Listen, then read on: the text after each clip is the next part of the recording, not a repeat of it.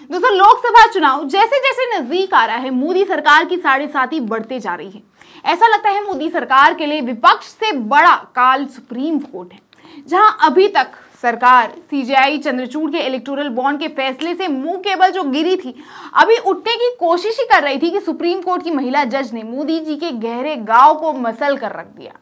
Justice नागरत्नाव ने इतना बड़ा हमला किया है मोदी सरकार के सबसे बड़े फैसले पर कि मोदी सरकार के गले से पानी उतरना भी अभी मुश्किल हो रहा होगा। आपको बताएंगे पूरी बात, वीडियो के अंत तक बने रहें और चैनल को सब्सक्राइब करना बिल्कुल ना भूलें। नमस्कार, आप देख रहे हैं देश नीति।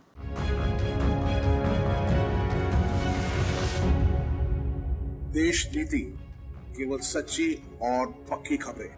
98% करेंसी आरबीआई के पास डेमोनेटाइजेशन के माध्यम से वापस आ गई। तो क्या काला धन का नाश हो गया? क्या सरकार द्वारा डेमोनेटाइजेशन करने का उद्देश्य सामने आया? जस्टिस नागरत्नाव ने कहा, जिस डेमोनेटाइजेशन का मेडल लेकर मोदी जी चुनाव कैंपेन में ढोल पीट रहे हैं, उसकी हवा जस्टिस नागरत्नाव ने निकाल दी है। जिस डेमोनेटाइजेशन ने गरीबों को तबाह कर दिया, जिसे मोदी सरकार ने कहा देश के जनता की कुर्बानी काला धन लाने के बड़े लड़ाई के लिए है और जनता को इस कुर्बानी के लिए सीना चौड़ा करना चाहिए, फक्र करना चाहिए। जस्टिस नागरत्नाव ने क्या कहा? उन्होंने कहा लगभग पूरा पैसा तो वापस बैंक के पास आ ही गया, तो डेमोनेटाइजेशन का क्या फायदा हुआ? मोदी जी के फैसलों से लेकर देश के बदलते हालातों पर जस्टिस नागरत्नाव ने चर्चा की है दोस्तों, जिसमें डेमोनेटाइजेशन के रिजल्ट्स मांगते हुए जस्टिस नागरत्नाव ने मोदी जी को देशवासियों के आर्थिक तौर पे बिगड़ते हालातों का कारण बताया।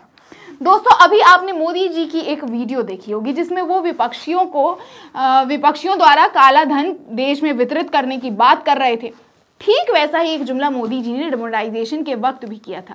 अगर आपको याद हो, उन्होंने बोला था कि ब्लैक मनी को व्हाइट मनी करके कन्वर्ट करके गरीबों में वितरित कर देंगे। हालांकि ये जुमला था और इस जुमले को साबित भी किया जा चुका है, लेकिन जिस तरह से मोदी जी ने 8 नवंबर 2016 को डेमोनेटाइजेशन किया था, आपको याद हो, उद्योगपतियों का तो ठीक था, लेकिन देश के गरीबों का क्या हाल हुआ था? देश का गरीब महीनों तक कतार में खड़ा रहा, सारा काम धंधा चौपट हो गया, कितनों की जान गई। बाकी जस्टिस नागरत्नाव ने आगे जो कहा मैं वो आपको बताती हूँ। वो बोलती हैं, मैंने सोचा कि यह काले धन को सफेद धन में बदलने का एक अच्छा तरीका है। उसके बाद आयकर कार्यवाही के बारे में क्या हुआ हम नहीं जानते, तो इसलिए आम आदमी के दुर्दशा ने मुझे वास्तव में उत्तेजित कर दिया और इसीलिए मुझे असहमत होना पड़ा।